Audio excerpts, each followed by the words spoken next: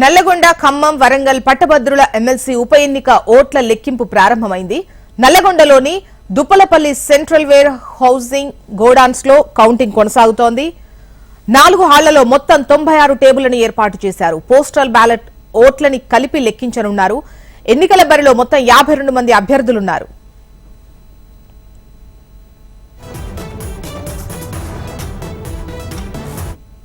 Graduate ఎన్నికల్లో 4,63,839 ఓట్లకు గాను 3,36,013 ఓట్లు పోలయ్యాయి. అంటే 72.44% ఓటింగ్ నమోదైంది. ఫలితం తేలేంత వరకు 24 గంటల పాటు 2 రోజులు కౌంటింగ్ నిర్వహించనున్నారు. మొదటి రౌండ్లో బండిల్స్ కట్టే ప్రక్రియ జరగనుండగా రెండో రౌండ్లో చెల్లుబాటు అయిన ఓట్లను, చెల్లుబాటు కాని ఓట్లను వేరు చేసే ప్రక్రియ చేపడతారు. ఇక చెల్లుబాటైన ఓట్లలో సగం కంటే ఎక్కువ ఓట్లు ఎవరికి వస్తే వారినే విజేతగా ప్రకటిస్తారు. కాగా ఈ ఎన్నికల్లో కాంగ్రెస్ అభ్యర్థిగా తీన్మార్ మల్లన్న, బీఆర్ఎస్ అభ్యర్థిగా రాకేష్ రెడ్డి పోటీలో ఉన్నారు.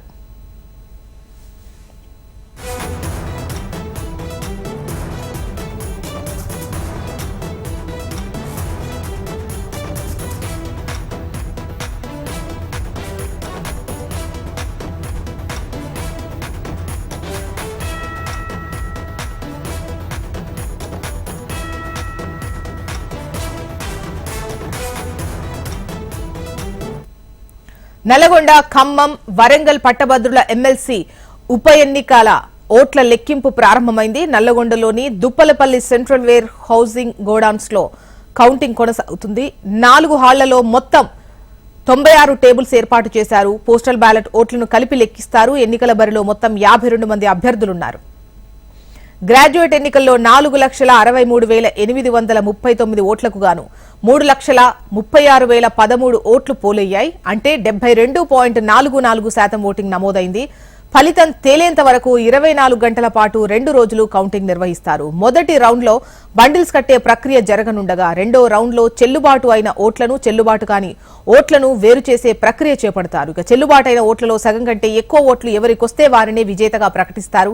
కాగా ఈ ఎన్నికల్లో కాంగ్రెస్ అభ్యర్థిగా తీన్మార్ మల్లన్న, బీఆర్ఎస్ అభ్యర్థిగా రాకేష్ రెడ్డి పోటీలో ఉన్నారు.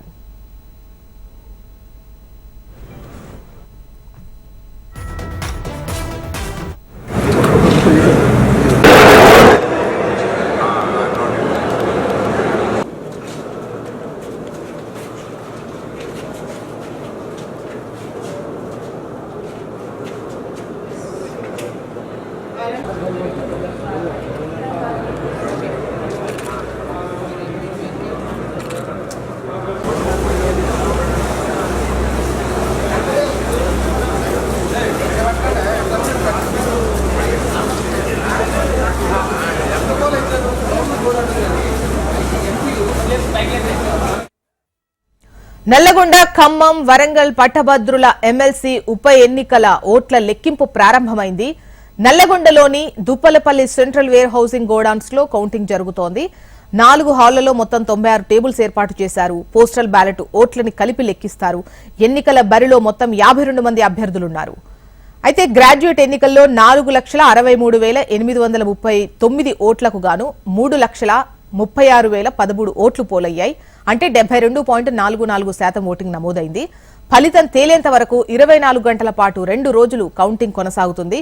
మొదటి రౌండ్లో బండిల్స్ కట్టే ప్రక్రియ ఉంటుంది. రెండో రౌండ్లో చెల్లుబాటైన ఓట్లను, చెల్లుబాటు కాని ఓట్లను వేరువేరు చేసే ప్రక్రియ ఉంటుంది. ఇక చెల్లుబాటైన ఓట్లలో సగం కంటే ఎవరికి ఎక్కువ వస్తే వారినే విజేతగా ప్రకటిస్తారు. కాగా ఈ ఎన్నికల్లో కాంగ్రెస్ అభ్యర్థిగా తీన్మార్ మల్లన్న, బీఆర్ఎస్ అభ్యర్థిగా రాకేష్ రెడ్డి పోటీలో ఉన్నారు. ఇక ఈ కౌంటింగ్ కు సంబంధించి వివరాలు మనకు రీజనల్ కోఆర్డినేటర్ అశోక్ అందిస్తారు. అశోక్.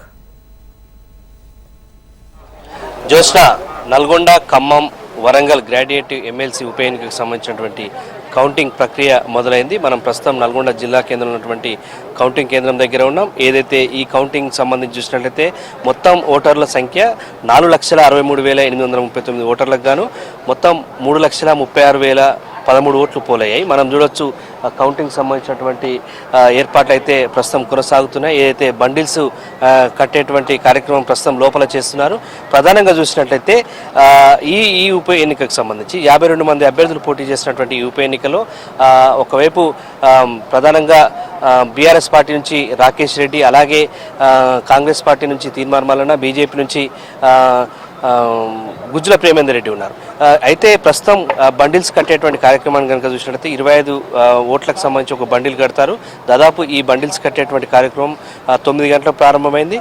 మధ్యాహ్నం 2 గంటల వరకు బండిల్స్ కట్టేటువంటి కార్యక్రమం ఉంటుంది. ఆ తర్వాత బండిల్స్ అయిపోయిన తర్వాత 3 గంటల నుంచి అయితే మొదటి ప్రాధాన్యత ఓట్లకు సంబంధించిన ఓట్ల లెక్కింపు ఉంటుంది. ఈ లెక్కింపు సంబంధించి దాదాపు 96 టేబుల్స్ని ఏర్పాటు చేశారు. 4 రౌండ్లలో 96 మొత్తం వీటికి సంబంధించినటువంటి లెక్కింపు అంతా కూడా కొనసాగుతుంది. 4 హాళ్లలో 96 టేబుల్స్ ఏర్పాటు చేశారు.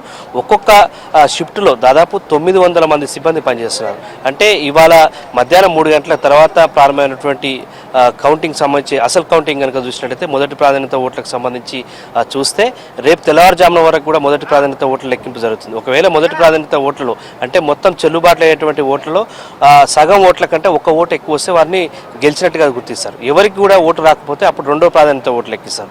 సో మొదటి ప్రాధాన్యత ఓట్లలోనే ఎవరైనా గెలిచినట్టు అభ్యర్థి ఉంటే మాత్రం రేపు తెల్లవారుజామున వరకు ఈ ఎమ్మెల్సీ ఎన్నికకు సంబంధించినటువంటి అభ్యర్థి ఫలితం తేలుతుంది. కానీ తేలకపోతే మాత్రం మధ్యాహ్నం రేపు సాయంత్రం వరకు కూడా రెండో ప్రాధాన్యత ఓట్లు లెక్కిస్తారు. సో ఇట్లా ప్రాధాన్యత క్రమంలో ఓట్ల లెక్కింపు కార్యక్రమం ఉంటుంది కనుక ఖచ్చితంగా 2 రోజుల పాటు ఈ కౌంటింగ్ సంబంధించినటువంటి ప్రక్రియ కొనసాగనుంది. దీనికి సంబంధించి అయితే ప్రస్తుతం కౌంటింగ్ ప్రక్రియ కొనసాగుతుంది. ప్రస్తుతం బండిల్స్ కడుతున్నారు. సో ఏది ఏమైనప్పుడు కూడా ఈ ఎన్నికను ఇటు BRS party, Congress party, BJP party ఛాలెంజ్గా తీసుకున్నాయి. అలాగే స్వతంత్ర అభ్యర్థి అశోక్తో పాటు బీఆర్ఎస్ పార్టీ నుంచి రాకేష్ రెడ్డి, కాంగ్రెస్ పార్టీ నుంచి తీర్మాన్ మల్లన్న, బీజేపీ నుంచి గుజ్జుల ప్రేమేందర్ రెడ్డి ఇలా ఛాలెంజ్గా తీసుకొని పనిచేశారు. సో ఎవరి వైపు పట్టభద్రులు ఉన్నటువంటి విషయం మనకు మధ్యాహ్నం తర్వాత అంటే రేపు తెల్లవారుజామున వరకు మొదటి ప్రాధాన్యతలో వస్తే మాత్రం తేలుతుంది. లేదంటే రేపు కూడా రెండో ప్రాధాన్యత ఓట్ల లెక్కింపు ఉంటుంది. మనం చూడొచ్చు పోయినసారి ఇదే ఈ ఎన్నికకు సంబంధించి 2 ఏళ్ల క్రితం దాదాపు 3 రోజుల పాటు కౌంటింగ్ ప్రక్రియ కొనసాగింది.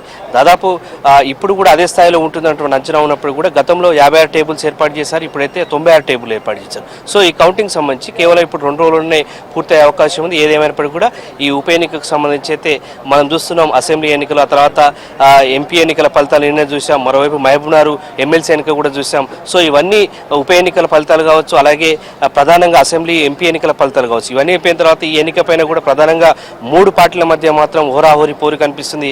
ఎవరు గెలిచినా కూడా ఖచ్చితంగా ఈ 3 జిల్లాలకు సంబంధించి తమ పార్టీకి బలం చేకూరుతుందన్న ఒక అంచనా మాత్రం ఆయా పార్టీలు ఎక్స్పెక్ట్ చేస్తున్నాయి. జోష్నా.